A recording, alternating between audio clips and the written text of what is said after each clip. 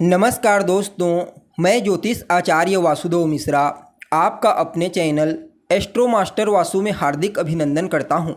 दोस्तों, आज का यह ज्योतिष का कार्यक्रम आप लोगों के लिए यानी कि मिथुन राशि वालों के लिए बड़ा ही खास कार्यक्रम साबित होगा। आज हम चर्चा करेंगे देवगुरु बृहस्पति के नक्षत्र परिवर्तन प्रभाव के बारे में। जी हाँ, बीते 13 जून 2024 को ज्ञान व धन के ग्रह गुरु सौंदर्य व समृद्धि के नक्षत्र रोहिणी में प्रवेश कर चुके हैं, जहां कि वो आने वाले 20 अगस्त तक रहेंगे। उसके बाद फिर 28 नवंबर 2024 से अगले साल के शुरुआत तक वक्री अवस्था में गोचर करते हुए आपको प्रभावित करेंगे। तो ऐसे में बड़े विस्तार के साथ जानेंगे कि देवगुरु बृहस्पति का यह नक्षत्र परिवर्तन आपके जीवन में क्या कुछ बड़ा परिवर्तन करेगा। जी हाँ, आने वाले 20 अगस्त तक देवगुरु बृहस्पति इस नक्षत्र में गोचर करते हुए किस प्रकार से आपको प्रभावित करेंगे। साथ ही साथ बृहस्पति के इस नक्षत्र परिवर्तन प्रभाव को बेहतर बनाने के लिए क्या उपाय आपको करना चाहिए, सभी बातें आपको विस्तार के साथ बताएंगे। इसलिए कार्यक्रम को बिना मिस के अंत तक देखने का प्रयास कीजिए। और अगर आप अपनी जन्म कुंडली पर हमसे परामर्श लेना चाहते हैं तो आपको हमारा कॉन्टैक्ट नंबर डिस्क्रिप्शन बॉक्स में और वीडियो के अंदर मिल जाएगा, जहां से आप या तो व्हाट्सएप के माध्यम से या फिर डायरेक्ट फ़ोन कॉल के थ्रू अपॉइंटमेंट लेकर अपनी जन्म कुंडली का विस्तार पूर्वक अध्ययन करवा सकते हैं। जी हाँ, वैसे तो इस नक्षत्र परिवर्तन का प्रभाव आप सभी मिथुन राशि के जातकों के ऊपर सभी के ऊपर पड़ेगा, लेकिन जिनकी भी उम्र 35 साल से लेकर के 50 साल के बीच में है या फिर 60 साल से लेकर के 75 साल के बीच में है, उनके ऊपर इस नक्षत्र परिवर्तन का प्रभाव देवगुरु बृहस्पति का अन्य लोगों की तुलना में थोड़ा ज़्यादा ही देखने को मिलेगा। जी हाँ, अब देखिए, देवगुरु बृहस्पति को ज्योतिष शास्त्र में ग्रोथ का कारक ग्रह कहा गया है, अर्थात बृहस्पति जिस नक्षत्र से भ्रमण करते हैं उसके गुणों में वृद्धि कर देते हैं।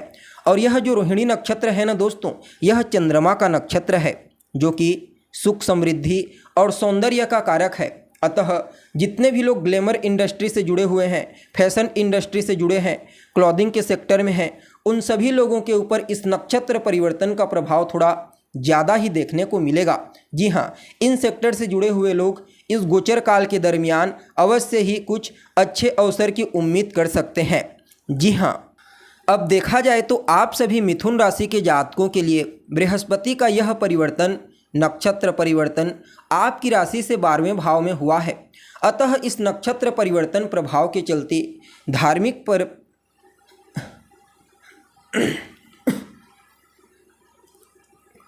अब देखा जाए तो आप सभी मिथुन राशि के जातकों के लिए बृहस्पति का यह नक्षत्र परिवर्तन आपकी राशि से 12वें भाव में हुआ है। फलतः इस नक्षत्र परिवर्तन प्रभाव के चलते धार्मिक प्रदेशों की यात्रा आप जरूर करेंगे। आपकी विदेश यात्रा भी हो सकती है, चाहे वह बिजनेस व्यापार को लेकर के हो या फिर घूमने फिरने को लेकर के। साथ ही साथ सुख साधनों की चीज़ों में आपके खर्चे बढ़ेंगे। देवगुरु बृहस्पति अपनी 5वीं दृष्टि से आपके 4थे भाव को देखेंगे और द्वितीय भाव के स्वामी चंद्रमा के नक्षत्र में होंगे। यहाँ पर द्वितीय भाव किस चीज़ का होता है, तो हमारे संचित धन का होता है, और 12वां भाव खर्चे को प्रदर्शित करता है। तो ऐसे में इस समयावधि में आप स्वयं ही अपने जमा धन को निकाल करके कुछ खर्च करेंगे। हालांकि जो भी खर्च आपके द्वारा होगा वह आपके लिए अच्छा ही होगा। या तो आप घर लेने में खर्च कर सकते हैं, गाड़ी लेने में, या फिर कोई नया ऑफिस सेटअप करने में धन खर्च आपके द्वारा हो सकता है। यानी कि कुछ अच्छे कार्यों में ही आपका धन स्पेंड होने वाला है। कोई नया कार्य शुरू करना चाहते हैं तो निश्चित तौर पर अपनी बुद्धिमानी से भविष्य को देखते हुए इस समय आप इन्वेस्टमेंट करते हैं, धन स्पेंड करते हैं फ्यूचर को ध्यान में रखते हुए, तो अवश्य ही उसका बहुत अच्छा रिटर्न भविष्य में चल करके आपको देखने को मिलेगा। जी हाँ, यहाँ से देवगुरु बृहस्पति अपनी 7वीं दृष्टि से 6ठे भाव को दृष्टिगोचर करेंगे।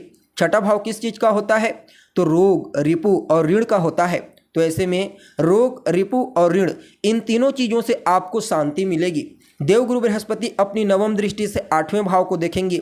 देखिए, 8वां भाव किस चीज़ का होता है, अगर आप देखोगे तो 8वां भाव हमारे जीवन में परेशानियों का होता है, लेकिन 4था, 8वां और 12वां ये तीनों मोक्ष का त्रिकोण होता है, यानी कि मोक्ष त्रिकोण का स्थान होता है। और इन तीनों स्थान में ही देवगुरु बृहस्पति का प्रभाव होगा इस गोचर काल के दरमियान। अतः आप सभी मिथुन राशि के जातकों के लिए धार्मिक क्रियाकलाप, पूजा पाठ, धार्मिक अनुष्ठान, आध्यात्मिक साधना के दृष्टिकोण से यह समय सांसारिक लाभ के मुकाबले थोड़ा ज़्यादा ही देखने को मिलेगा। जी हाँ, यानी कि आप यूँ समझ लीजिए कि अध्यात्म के क्षेत्र में, धार्मिक क्रियाकलाप के क्षेत्र में सांसारिक क्षेत्रों के मुकाबले थोड़ा ज़्यादा ही लाभ आपको प्राप्त होने वाला है और आपके खर्चे भी इस गोचर काल के दरमियान बढ़ने की प्रबल उम्मीद दिखाई दे रहा है। देखिए, ज्योतिष शास्त्र में देवगुरु बृहस्पति को गति का कारक ग्रह कहा गया, ज्ञान का कारक ग्रह कहा गया और चंद्रमा चंचल ग्रह होते हैं। अब देखा जाए तो चंद्रमा को भी चंचलता की वजह से गति का कारक ग्रह कह दिया गया। इसलिए जितने भी लोग ट्रेवल इंडस्ट्री से जुड़े हुए हैं या फिर किसी लॉजिस्टिक फार्म में काम करते हैं, उन सब के लिए यह समय बड़ा ही उत्तम साबित होगा। बृहस्पति और चंद्रमा दोनों को ही रस में अधिकार दिया गया है, इसलिए रस यानी कि खाना, जो लोग भी फूड सेक्टर से जुड़े हुए हैं, होटल हॉस्पिटलिटी इंडस्ट्री से जुड़े हुए हैं, उनके लिए समय बहुत अच्छा है। चंद्रमा बहुमूल्य रत्न और धातुओं पर अपना अधिकार रखता है, इसलिए जो भी लोग सोना चांदी का काम करते हैं, इन सेक्टर में नौकरी करते हैं या फिर ज्वेलरी फैशन मेटर का काम करते हैं, उन सब के लिए समय बड़ा ही उत्तम साबित होगा। देखिए, चाहे ज्योतिष हो, आयुर्वेद हो या फिर अथर्ववेद, तीनों के तीनों कहते हैं सूर्य अन्न और औषधि में आत्मा डालता है, तो वहीं चंद्रमा प्राण डालता है। इसलिए चंद्रमा को औषधियों का राजा कहा गया। जब चंद्रमा की किरणें औषधियों के ऊपर पड़ती है, मेडिसिन्स के ऊपर पड़ती है, तो उसमें हीलिंग पावर बढ़ जाती है। इसलिए जो लोग भी मेडिसिन्स के क्षेत्र से जुड़े हुए हैं, उनके लिए भी यह नक्षत्र परिवर्तन बड़ा ही उत्तम साबित होगा। जैसा कि आपको मालूम है, गुरु भी धन के कारक हैं और चंद्रमा तो धन के ग्रह होते ही हैं। तो ऐसे में जिनका भी फाइनेंस का पोर्टफोलियो है या फिर जो लोग फाइनेंस के क्षेत्र में कार्य करते हैं, बैंकिंग सेक्टर में हैं, एडवाइजर हैं, उनके लिए बहुत अच्छा समय है। एडवाइजर क्यों? क्योंकि देखिए, बृहस्पति जो इस नक्षत्र में है, बृहस्पति को मंत्री कहा गया, सलाहकार, इसलिए बहुत अच्छा समय है। यहाँ पर हर नक्षत्र में 4 चरण होते हैं और ये जो 4 चरण इस नक्षत्र में होते हैं, रोहिणी नक्षत्र में किसके किसके होते हैं? तो मेष, वृषभ, मिथुन और कर्क के होते हैं। अलग अलग समयावधि में देवगुरु बृहस्पति का अलग अलग चरण में गोचर देखने को मिलेगा। जैसे कि पहले चरण में 13 जून से लेकर के 30 जून के मध्य गोचर करेंगे। इस समयावधि में जो लोग भी टेक्नोलॉजी के फील्ड से जुड़े हुए हैं, उनको आगे बढ़ने की उम्मीद दिखाई देगी। शेयर मार्केट में काम करते हैं तो शेयर में उछाल देखने को मिलेगा। इसके बाद दूसरे चरण में 1 जुलाई से लेकर के 17 जुलाई तक देवगुरु बृहस्पति वृषभ नवमांश में होंगे। तो यहाँ पर जो लोग फूड इंडस्ट्री से जुड़े हुए हैं, फाइनेंस के क्षेत्र में काम करते हैं, हॉस्पिटलिटी के क्षेत्र में काम करते हैं, उनके लिए समय बहुत अच्छा है। तीसरे चरण में बृहस्पति कब तक? तो 17 जुलाई से लेकर के 3 अगस्त तक मिथुन नवमांश में होंगे। तो जो लोग एडवाइजरी का काम करते हैं, एजुकेशन सेक्टर से जुड़े हुए हैं, मीडिया में काम करते हैं, उनके लिए समय बहुत अच्छा है।